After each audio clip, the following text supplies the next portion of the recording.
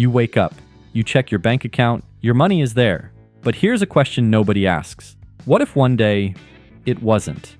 Not because you spent it, not because the bank failed, but because someone, somewhere, changed the rules of money itself. Right now, What? Bro, what are you talking about, man?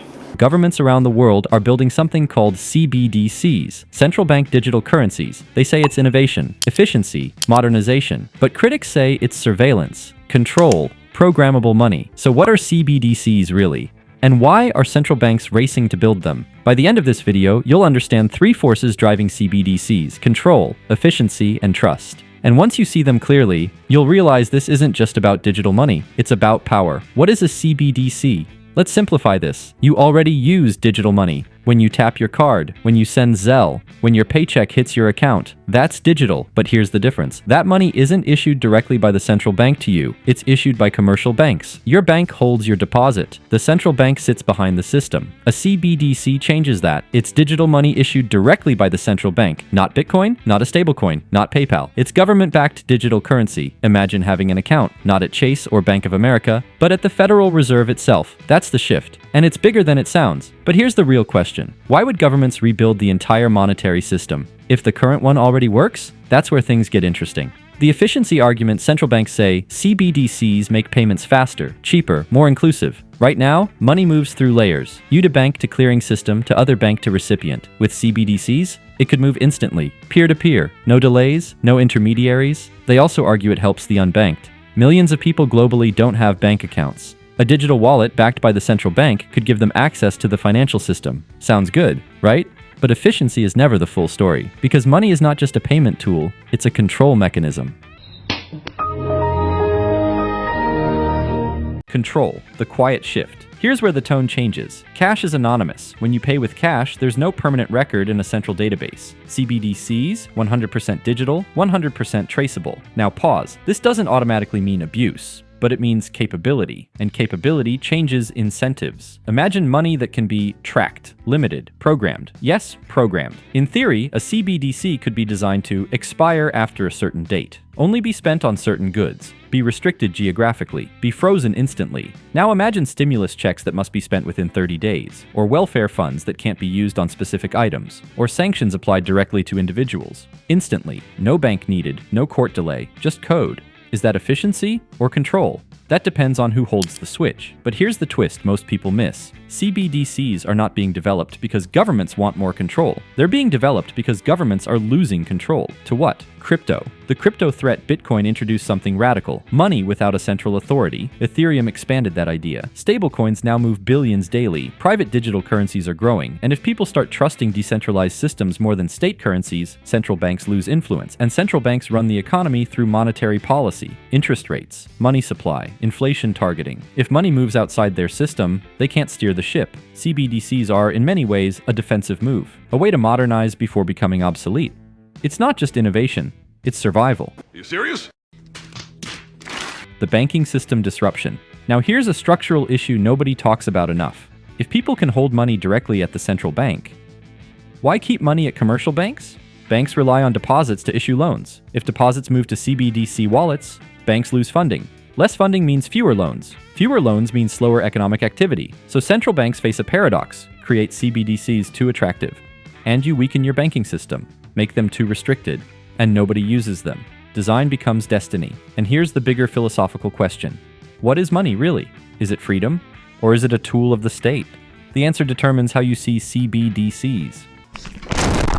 Trust, the core of every currency. Money only works because we trust it. You accept dollars because you trust others will too. You trust the system won't collapse tomorrow. CBDCs test that trust in a new way. Some people trust governments more than private banks. Others trust code more than governments. The battle over CBDCs isn't technological, it's psychological. Do people believe digital state money will protect their autonomy or threaten it? And here's the historical pattern. Every major evolution of money faced resistance. Gold to paper currency, paper to fiat money, fiat to digital banking. Each shift felt dangerous. Each shift expanded state influence. CBDCs are the next step in that arc. The question is, do they expand opportunity or centralize power? The global race, over 100 countries are researching or developing CBDCs. China is already testing the digital yuan. Europe is exploring the digital euro. The US is researching cautiously. Why? Because if one major economy builds a dominant digital currency first, it could reshape global trade, reserve currency status, sanctions power, geopolitical influence. CBDCs aren't just domestic policy, they're geopolitical strategy. Money is power, and digital money multiplies it. Hacker! Connecting the dots, the big picture. Technology is changing money. Crypto challenged the system. Central banks responded. CBDCs promise efficiency. They introduce programmability, they shift power structures, they redefine the relationship between citizen and state. And here's the most important insight. CBDCs are not inherently good or evil. They are tools, and tools reflect the intentions of those who design them. Fire can cook food or burn cities. Money can empower individuals or centralize control. CBDCs sit at that intersection. As of 2023, over 250,000 Bahamians have wallets, representing about 80% of adults, and the central bank reports that transactions average over $30 million monthly. Nigeria launched the Naira. Launched in October 2021, the Naira has over 4 million registered wallets, and daily transactions have exceeded 5 billion Naira, $12 million US dollars.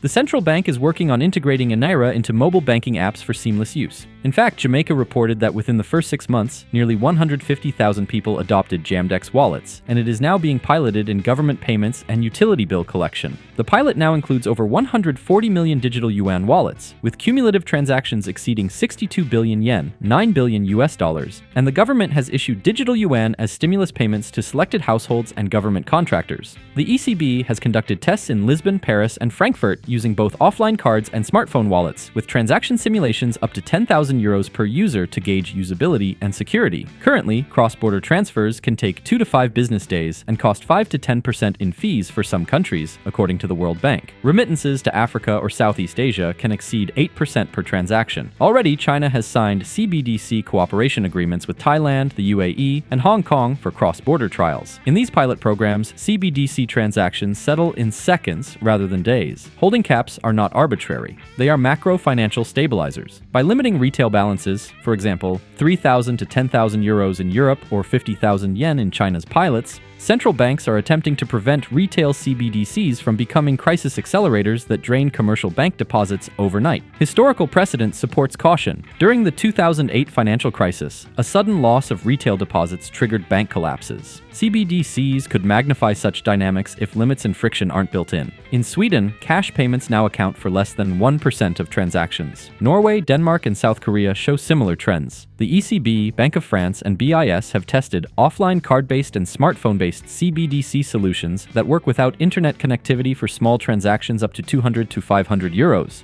For instance, the Bank of Canada and the Monetary Authority of Singapore have experimented with privacy layers that limit transaction visibility for low-value payments, but allow audit trails for larger transactions, balancing privacy with anti-money laundering (AML) requirements. Studies from IMF and BIS papers suggest programmable incentives could include temporary discounts on taxes for spending in certain sectors or direct nudges for savings behavior. Small measures that could accumulate large macroeconomic effects over time. Surveys from the European Central Bank and World Economic Forum show that 60 to 70% of citizens in advanced economies are hesitant about digital currencies due to privacy concerns, whereas convenience and lower transaction fees encourage adoption. Oh my! Historically, monetary transitions take decades. The gold standard didn't disappear overnight. Bretton Woods didn't collapse in a week. Even the transition to electronic banking unfolded gradually over generations. CBDCs are different. They're being designed in a world where technological adoption happens exponentially. Smartphones reached billions in little over a decade. Digital wallets spread globally in years, not lifetimes. If a major economy flips the switch successfully, and citizens find it convenient, adoption could accelerate faster than policymakers expect. That acceleration carries consequences. Imagine a financial panic in a fully retail CBDC environment. In today's system, moving money from a commercial bank to a safer institution takes time. In a CBDC world, deposits could flow instantly into central bank wallets with a tap. Bank runs wouldn't require queues outside branches. They would require bandwidth. Private stablecoins already function as shadow CBDCs. They move across borders instantly, settle around the clock, and operate beyond traditional banking hours. By offering programmable, dollar-denominated liquidity on global networks, they challenge the monopoly of state-issued money in digital commerce. you're teasing me. Naughty. Central banks are not designing CBDCs in isolation. They are reacting to competitive pressure from decentralized crypto ecosystems and large dollar-backed stablecoins. The rise of these instruments forces governments to modernize payment infrastructure or risk losing monetary influence in an increasingly tokenized global economy. In developing economies with weak banking infrastructure, CBDCs offer a potential leapfrog moment. Just as mobile phones bypassed landline expansion, digital currencies could bypass brick-and-mortar banking. If citizens only need a smartphone and digital identity to access central bank money, financial inclusion could expand rapidly, reducing reliance on cash and informal networks while lowering transaction costs. At the global level, however, CBDCs introduce new strategic dynamics. If distinct blocks emerge, a digital yuan zone, a digital euro zone, and a digital dollar zone, the international monetary system could fragment into competing digital networks. Interoperability standards would become decisive. Which platforms communicate seamlessly and which remain siloed? These technical standards are not neutral engineering choices. They embed political and economic priorities. The countries that shape cross-border settlement rules, data governance frameworks, and compliance protocols may gain structural influence over trade flows, capital movement, and financial surveillance in the next phase of globalization. CBDCs promise efficiency, transparency, and policy precision, but the more precise a system becomes, the more visible every economic movement becomes. Convenience reshapes habits, expectations, and norms, and once norms shift, reversal becomes difficult. Final reflection. One day, you may hold digital currency issued directly by your central bank. You might not notice the shift. It could feel seamless, convenient, faster. But beneath the surface, the architecture of money would have changed. And when the architecture of money changes, power shifts. The real question isn't, are CBDCs coming? They are. The real question is, how will they be designed? With transparency, with limits, with privacy protections, or without them? Because the future of money isn't just about technology, it's about trust. And once money becomes programmable, so does influence. And that may be the most important economic story of the next decade.